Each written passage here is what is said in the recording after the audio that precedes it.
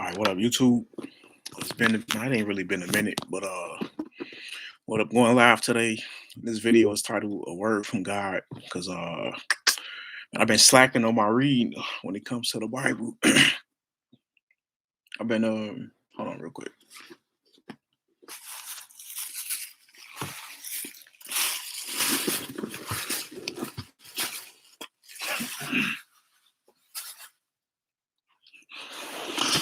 I've been pretty much slacking on my reading when it comes to the Bible because I really been trying to do this music stuff for real. But hold on real quick. See what I'm gonna be coming out of. I've been slacking on my reading, like I've been saying, because I really been trying to focus more on the music and all that. But I've been telling God my commitment need to be first in the Bible. And so I took like a whole month off from reading my Bible. And I ended up having to do a lot of makeup. So I ended up over these last few days reading like about 300 chapters. But I say most of those chapters came out of Psalms, though, about a third of them. So really, it's probably been about 275, maybe 250 chapters total. But I ain't sitting up here trying to brag about me reading the Bible all through like that, because really, when you reading this word, you need to stop and take time and meditate on it and see what it say for real. Like going through it, you can read the whole Bible one day, but if you ain't remembering what it say or using precept upon precept to put the whole word together, then it don't matter how fast you read it. So, like I said, I ain't really trying to sit here and brag about me reading through the Bible like that or nothing like that, but I did read through it and I did pick up a few things. Like I said, I ain't had time to meditate on it because I've been trying to catch up for all the reading I missed out on and all that. But like I did pick up a few things, like I'm saying, and the first thing I'm gonna take out to that I caught, uh, what was it at? Let me go to, I think it was Second Chronicles 7:32. Matter of fact, it probably wasn't. Oh, it was 6:32. But I'm finna take out Second Chronicles real quick and something I seen because man, knowing you an Israelite and all that, like sometimes I be wanting to join some of these like Hebrew camps and stuff like that. Like it's a couple of GMS, Great Millstone, IUIC and stuff like that, and I be wanting to join a few of them, but it's some deal breakers when it comes to all of them. Like some of them don't even believe in Christ, so that's like an automatic deal breaker. You know what I'm saying, and stuff like that. And it's some of them, they all just got different little things they believe in. That's why they all different. That's why one is GMS. That's why one is IUIC or whatever. So I pretty much just do my own thing. But like I said, I be wanting to kind of like a camp to kind of join, kind of like the fellowship or something. At least to at least to probably lay my head when they ain't got nowhere to stay or something and have something to eat or whatever. But whatever though. This is why I stay by myself doing what I do, because a lot of these Hebrew camps, you talking about that the people of Israel is the black people, Latinos and Native Americans and all that. I mean, I don't believe that, but I ain't saying other people can't worship God. And this is what I'm finna take y'all to, because basically with a lot of these groups, they just making it seem like only certain people can come in and certain people can't. And whatever. Let me just take you to it real quick. Second Chronicles 6:32 says, "Moreover, concerning the stranger, which is not of thy people Israel, but is come from a far country for thy great name's sake, and thy mighty hand and thy stretched out arm, if they come and pray in this house, then hear thou from the heavens, even from thy dwelling place, and do according to all that the stranger calleth to thee for, that all people of the earth may know thy name, and fear thee as doeth thy people Israel, and may know that this house which I have built is called by thy name." Yeah, I'm reading out the old. I mean, not the Old Testament, but King James. Normally, when I've been reading out the Bible, I hit y'all out the New International Version, but I actually just want to pick up the book and just read it. Instead of doing everything on my phone, I feel like the thing mess with my brain or something. But either way, I just read y'all Second Chronicles 6:32 to 33. And basically, what I'm trying to show here is this is out of Second Chronicles. This is in the Old Testament. So you're gonna have a lot of people saying like, "Nah, God is only for us, for the Negroes, Latinos, and Native Americans, and this and that." And you see right here in Second Chronicles in the Old Testament, It says, moreover, concerning the stranger, which is not of thy people Israel, but is come from a far country for thy great name's sake, and thy mighty hand, and thy stretched out arm.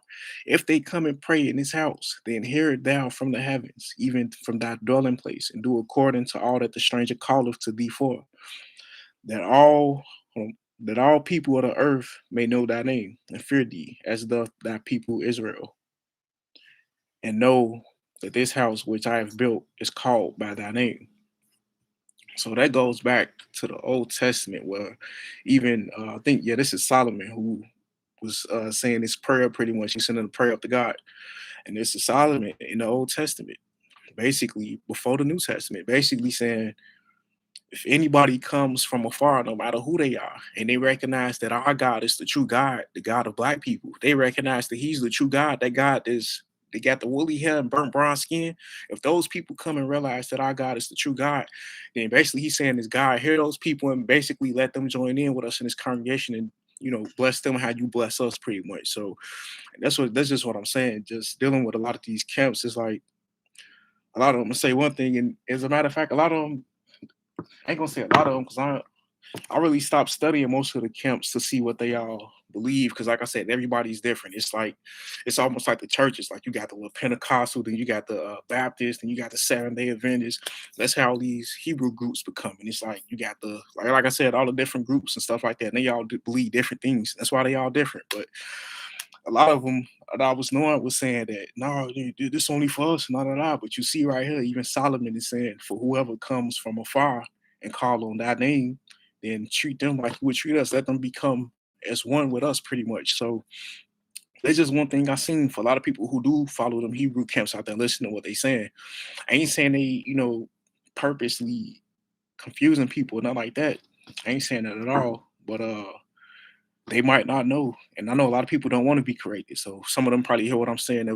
If I am who I think I am and everybody be watching me like I be thinking, and some of them will probably be looking and be like, oh, this nigga, he always da da da and this and that. But it ain't really to point out somebody's wrongs and faults. It's really to just show the truth, bring the truth. God said worship him in spirit and truth. A lot of people, when it comes to worshiping God, they just bring out that John 3:16 and say, for whosoever believe in Christ and all that, he'll be saved. But God say worship him in spirit and truth. When you look around America, most of the pictures you see of Christ is some blonde hair, blue eyed white dude. And that ain't what he looked like. Clearly, the Bible said he's of a burnt bronze complexion with woolly hair. So he is not no Caucasian. So you ain't worshiping God in spirit and truth if you don't even know what he looked like. I mean, we ain't supposed to make images of God and all that. But still, though, I said it already in one of the other videos. If you're going to at least do that, at least get it as close to it as possible. Matter of fact, yeah, let me hear here too. I'm glad I got on here today because I think in one of my Facebooks, I was saying, I was talking about the Old Testament. I was telling you about King Taharka and how he was mentioned in the Old Testament. And I was saying basically this ain't something that could have been manipulated and altered. And I know when you believe when you study in the Word of God, if you ain't gonna believe everything that's in the Bible from page 1 of Genesis to the last page of Revelation, then you shouldn't believe none of it. So I don't want nobody thinking I don't believe certain things in the New Testament because I believe everything that is in the Bible. I don't even believe it. I know it's true. So basically, what I'm saying is, damn, what was I finna say? I told y'all that for a reason. I was telling you I was talking about King Taharka. Yeah. I was finna say, well, damn, I know where I want to go with all this, but yeah, that's just what I'm saying though. The reason why I even believe what's in the New Testament is because the Old Testament validates it.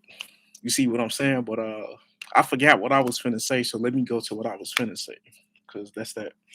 Another thing I seen as I was reading, and I caught this up because I just posted something about it on Twitter, so it made me think about it. And it's out of Proverbs 13:7. And it says, there is that maketh himself rich, yet hath nothing. There is that maketh himself poor, yet hath great riches. Right, I'm gonna read that again. There is that maketh himself rich, yet hath nothing. There is that maketh himself poor, yet hath great riches. And that made me think about something. And so let me just break down the first part of this real quick. Proverbs 13:7. There is that maketh himself rich, yet hath nothing. And what that made me think about is like people who kind of, I don't even want to say sell their soul, but even probably doing a job they don't like. Just think about it. He that maketh himself rich yet hath nothing.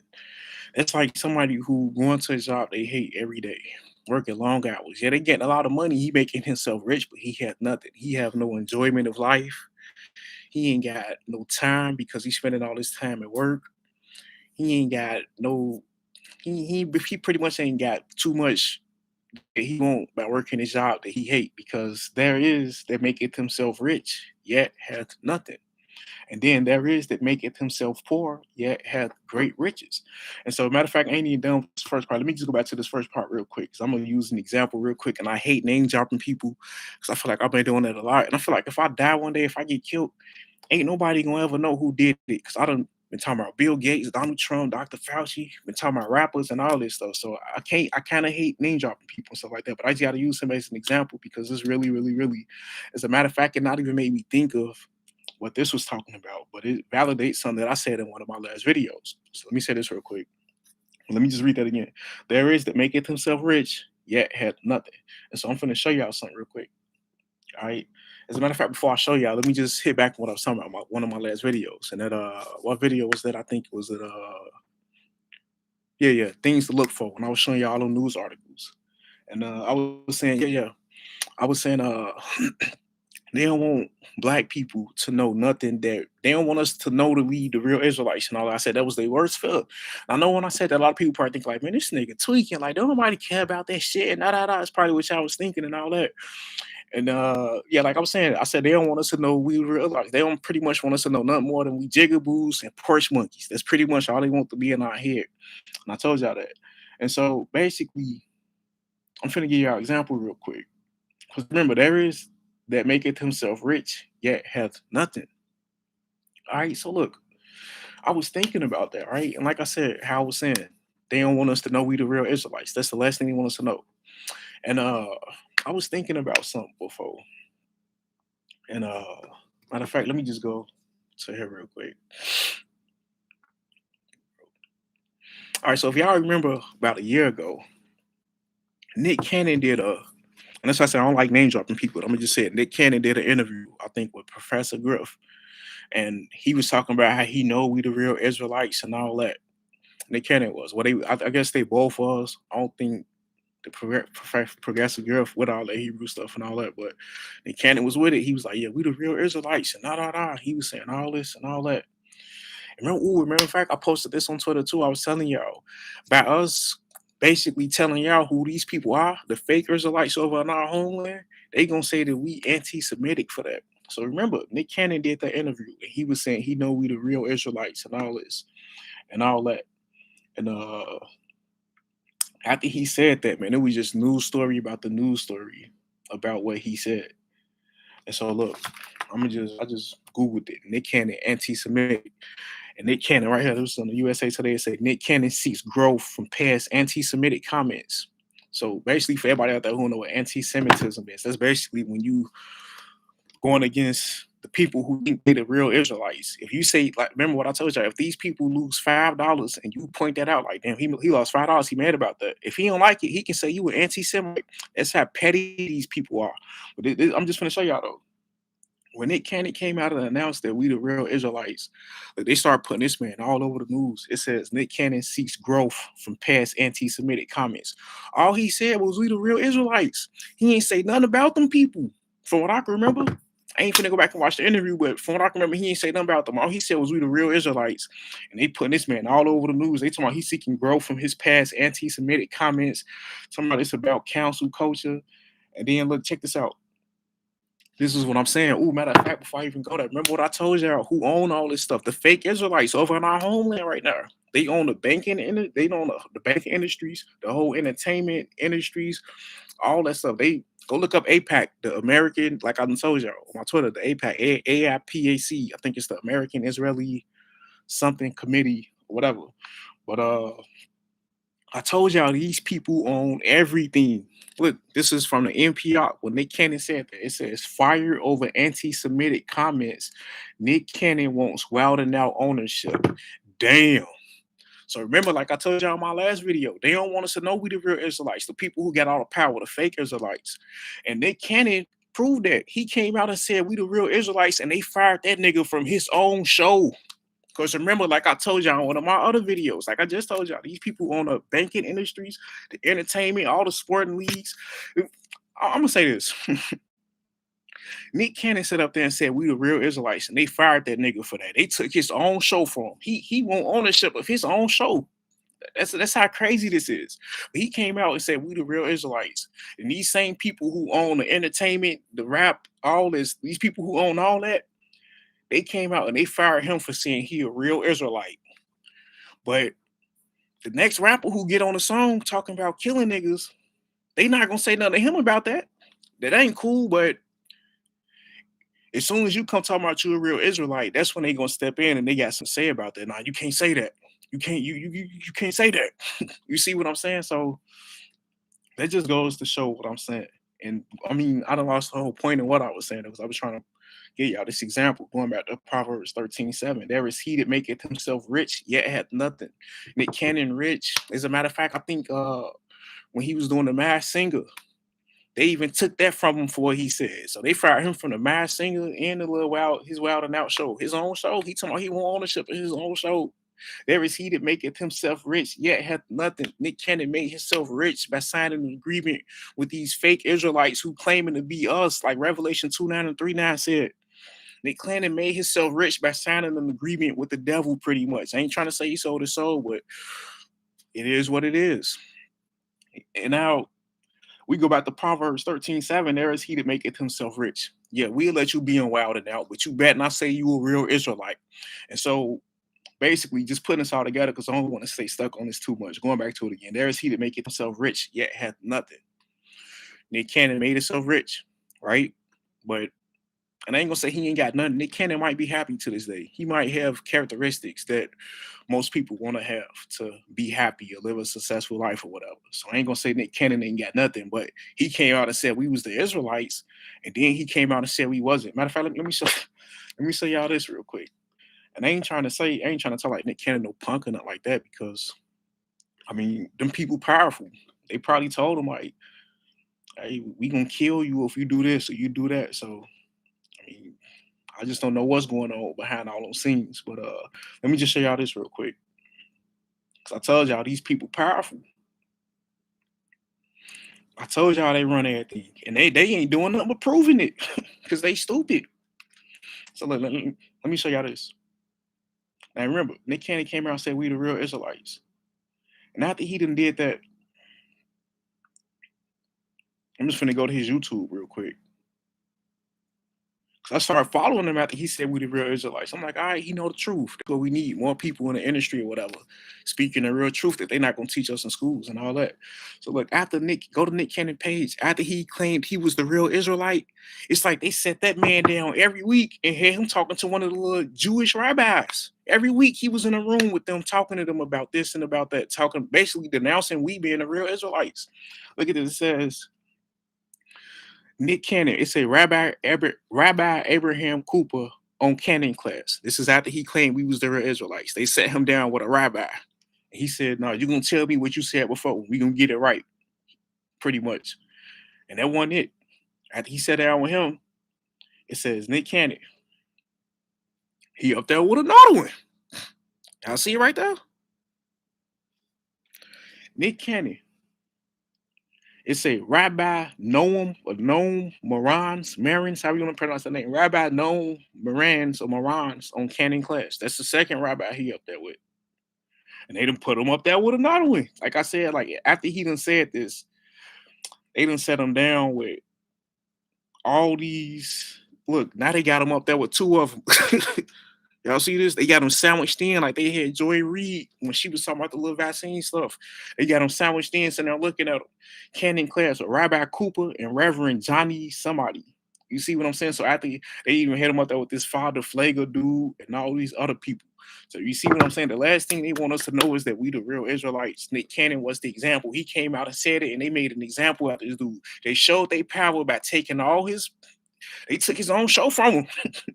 Then they got on his own show, on his own YouTube, and made him sit down with them. Like, yeah, now tell us what you said before. Nah, we the real Israelites. So going back to Proverbs 13:7, there is that maketh himself rich, yet hath nothing. Christ is the way and the life and the truth. If you ain't got the truth, if you can't come out and say we the real Israelites, you ain't got Christ, you ain't got nothing. And so I'm gonna go to the second part of this. There is that maketh himself poor, yet hath great riches. And so that made me think about, like I said, I just posted a tweet and stuff, and I was basically saying, Christ was telling the dude, if you want to be perfect, go sell all your possessions and come follow me. And this is what that's making me think of. And this is why, like I said, I believe in the whole Bible, the Old and the New Testament, word for word, all the way through, because Christ was a fulfillment of the law. He didn't come to do away with the law. He was a fulfillment of the law. And he proved that by everything he was saying. Christ's life was on the line when he was saying the things he was saying, and it was all true from the Old Testament. But people really weren't following it. They was doing what they wanted to do, and they couldn't really see that. But let me go to that real quick. There is that maketh himself there is that maketh himself poor, yet hath great riches. And before I get into talking about Christ real quick, what that really made me think of is like how people say, like, when you got a job, don't do what you want to do because you're doing it for the money. Do what you want to do because you love to do it.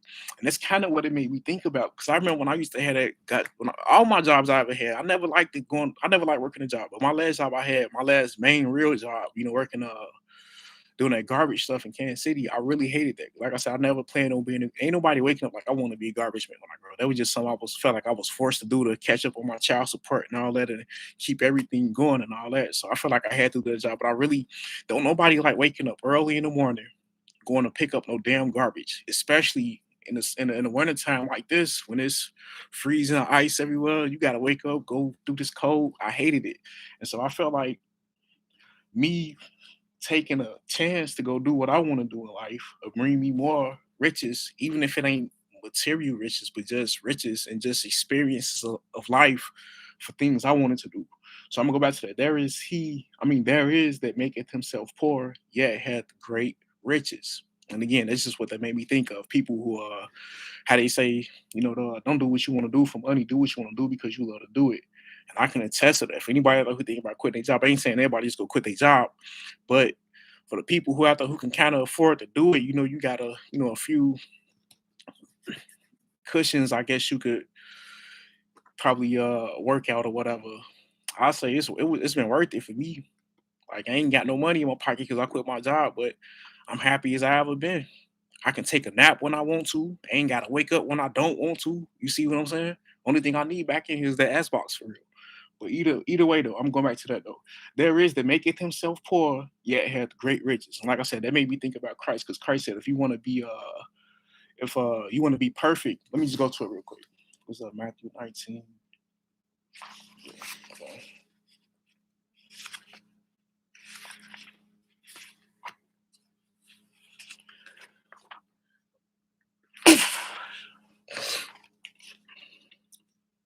Yeah, Matthew 19:21.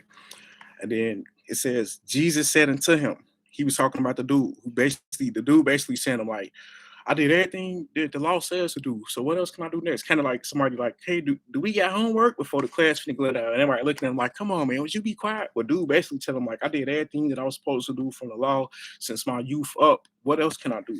And Matthew 19:21 says, Jesus said unto him, if thou wilt be perfect, go and sell that thou hast and give to the poor, and thou shalt have treasure in heaven, and come follow me.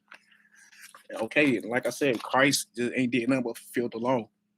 Everything, a lot of this stuff he was saying, his like I said, his life was on the line when he was saying this stuff. So he ain't had time to think about this stuff and all that. He just said it naturally as it came to him because he came to fulfill the law pretty much. But going back to Proverbs 13:7, it says, there is that maketh himself poor, yet have great riches. Proverbs 13:7, he said he had great riches in heaven because Christ ain't came yet.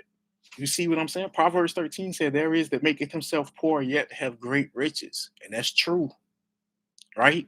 But Christ said, make yourself poor. You won't just have great riches, but you will have great riches in heaven. But you got to come follow me. That's how you going to get the great riches in heaven. So Proverbs 13:7 again said, there is that maketh himself poor, yet have great riches.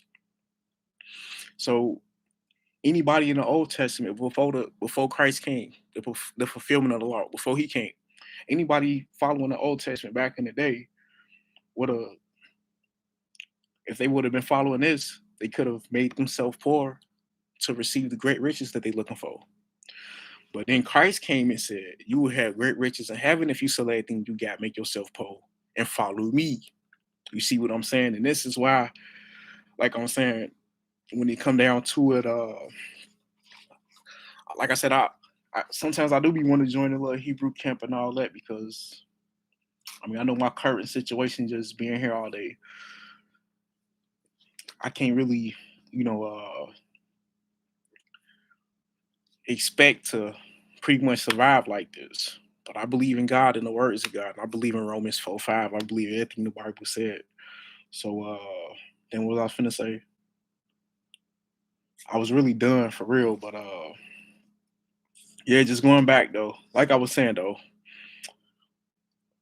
yeah, but as a matter of fact, let me this is what I was gonna break down too. It's like I was saying on my Facebook that I didn't know if they manipulated this or that or whatever. And they ain't want nobody to think that I'm thinking they manipulated the New Testament, or whatever, because I believe the whole Bible all the way through. But this, when I was talking about them manipulating the Bible, this is what I'm talking about. I mean, I put this in that poem, articulately protesting. But I'm gonna go to this real quick.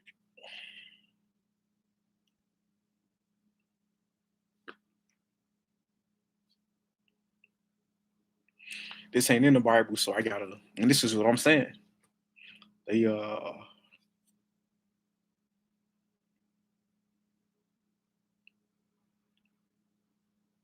on real quick.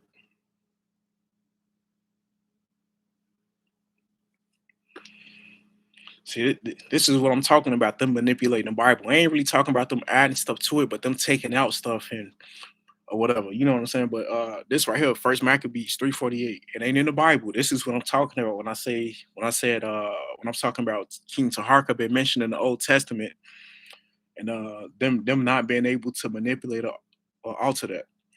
First Maccabees 3:48 says, "And laid open the book of the law, wherein the heathen had sought to paint the likeness of their images."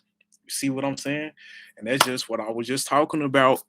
Christ went from a woolly haired, bronze skinned black man to a blonde haired, blue eyed Caucasian that you see on all your pictures. Let's just look it up. I ain't lying. Y'all know I ain't lying. And this is what I'm talking about them. So when I talk about them manipulating and altering the Bible, this is what I'm talking about. This is the manipulation and the alteration right here. He, he that ain't woolly and that ain't no burnt bronze skin. You see what I'm saying? So when I'm talking about them manipulating, I ain't talking about me not believing under the New Testament because as I'm saying, Christ fulfilled the Old Testament. He was a fulfillment of the law. So I believe in the Bible all the way through from the front to the back. And like I was saying, I was just doing some catching up on my read. Just went through 300 chapters. And there was just a few things I caught. I actually caught some more, but I can't remember what it is right now. And whatever. Like I said, this video ain't finna be too long though. I think that's really the main point I wanted to get at. Damn, it is something else I caught, but I don't know how long it's gonna take me to remember what I was thinking I was gonna say. So whatever, this video ain't gotta be too long. I'm finna be out. I hope y'all got a good word from that. And that's it.